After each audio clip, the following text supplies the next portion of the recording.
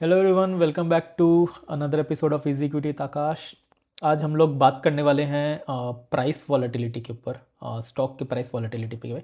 कोई एक specific company पे या एज अ रिजल्ट पे आज डिस्कशन नहीं है। आज एक जेनरिक वीडियो है, काफ़ी टाइम से जेनरिक वीडियो नहीं आया था, तो मैं सोचा एक बार काइंड ऑफ रिविजिट कर देता हूँ, क्योंकि कमेंट्स वगैरह आते रहते हैं, लोग डीएम करते हैं, तो उसको भी एड्रेस करना ज़रूरी है, राइट। सिर्फ इंडिविजुअल कंपनीज़ को तो आप ऐसे भी ट्रैक कर ही लोगे, ट्विटर पे बहुत लोग बोलते हैं।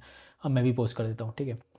तो चलिए शुरू करते हैं। तो बात ऐसा है कि ना मैं देख रहा हूँ बहुत लोग काफ़ी टाइम से कर रहे हैं, अभी ऐसा नहीं है, बट अभी वॉलेटिलिटी काफ़ी ज़्यादा है।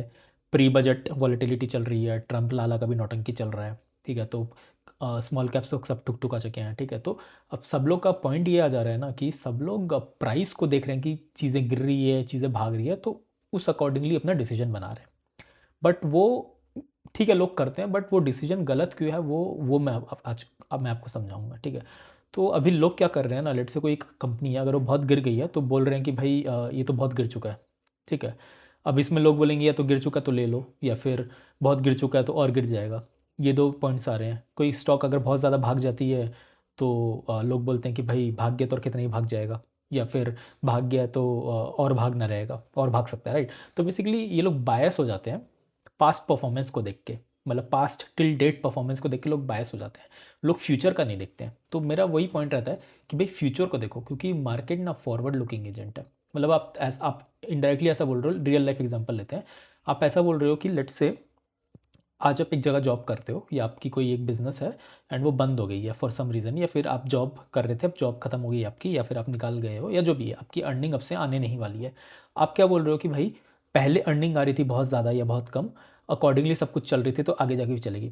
भाई आपको तो पता चल गया ना आगे जाके प्रॉस्पेक्ट अच्छा नहीं है, या फिर अर्निंग्स खत्म होने वाली है, तो आप फ्यूचर का देख के चीज़ों को करोगे। या फॉर एग्जांपल आप ऐसा ले लो कि आज से आपके पास सैलरी बढ़ने वाली है या इनकम बढ़ने वाली है, आपको बोनस आने वाला है, जो कि फ्यूचर वाली चीज़ है, ठीक है। बट इससे पहले आप कम कमाते थे, तो आप फ्यूचर को देख के प्लानिंग करोगे ना अभी, कि पास्ट को देख के प्लानिंग करोगे, फ्यूचर को देख के करोगे, राइट। तो वैसे ही मार्केट में भी कि जो भी अभी आप प्रेजेंट पास्ट चीज़ देख लो कि स्टॉक गिर गया या बढ़ गया, जो भी है वो सब चीज़ तो हो चुका है, राइट। अब फ्यूचर में क्या होंगी चीज़ें, वो हम लोग को फोकस करना है। उसके लिए हम लोग को क्या करना होता है, हम लोग को कंपनी पढ़नी होती है, पीयर्स को पढ़ने पड़ते हैं, पूरा ओवरऑल इन्वायरमेंट समझना होता है कि डिमांड है कि नहीं, कंपनी कुछ नए कैपेसिटी डाल रही है कि नहीं, नए स्टोर्स खोल रही है कि नहीं, कैसे रेवेन्यू को बढ़ाना चाह रही है, प्रोडक्ट मिक्स चेंज हो रहा है कि नहीं, प्रोडक्ट मिक्स चेंज मतलब नए प्रोडक्ट्स आ रहे हैं कि नहीं, हाई मार्जिन वाले प्रोडक्ट्स आ रहे हैं कि नहीं। उससे आपको आइडिया मिलेगा कि भाई फ्यूचर में जाके क्या होने वाला है, राइट। उसके हिसाब से आप डिसीजन लोगे ना। बेसिकली आप बिजनेस का सिनेरियो, बिजनेस का हेल्थ गोइंग फॉरवर्ड जैसा होगा, उसके अकॉर्डिंगली अपना बेट लोगे, राइट।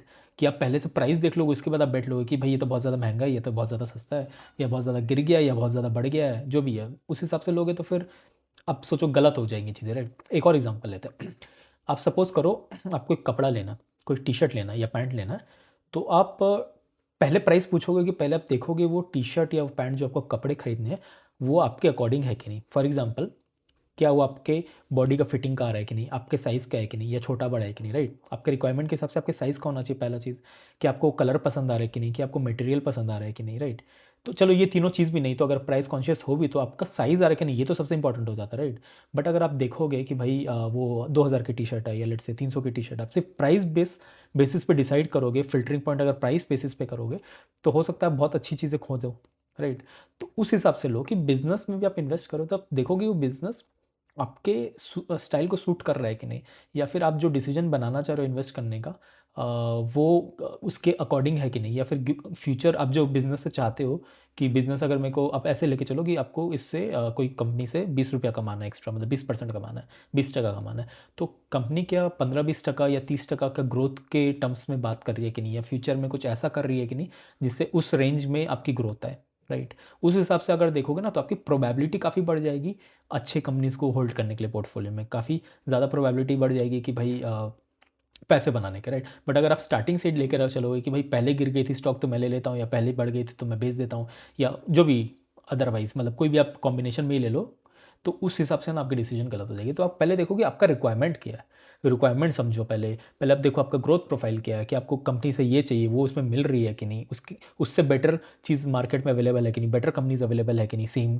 काइंड ऑफ वैल्यूएशन में, या सेम बिजनेस में, या फिर सेम ग्रोथ में, जो भी है, मैं तो इतने सारे वीडियोस बनाता हूँ, तो आप सब एक एक करके देखोगे, अगर लास्ट कुछ भी वीडियोस देखोगे तो आपको समझ जाएगा कि मैं किस सेंस में काइंड ऑफ डिस्कशन करता हूँ, राइट। तो उस हिसाब से हम लोग को काइंड ऑफ सोचना चाहिए, हमें कभी भी ऐसे स्टार्टिंग से प्राइस देख के नहीं करना चाहिए, राइट। प्राइस देख के अगर आप करोगे तो फिर, या फिर रिसेंट पास्ट वॉलेटिलिटी देख के करोगे तो काइंड ऑफ ना आप फिर भाव के खिलाड़ी हो जाओगे। मतलब आपको सिर्फ पैसा देख के आपको समझ आएगा कि भाई मतलब ये तो गंदा भाव है, ये अच्छा भाव है, उस हिसाब से आपको कभी नहीं करना चाहिए चीज़ें, राइट।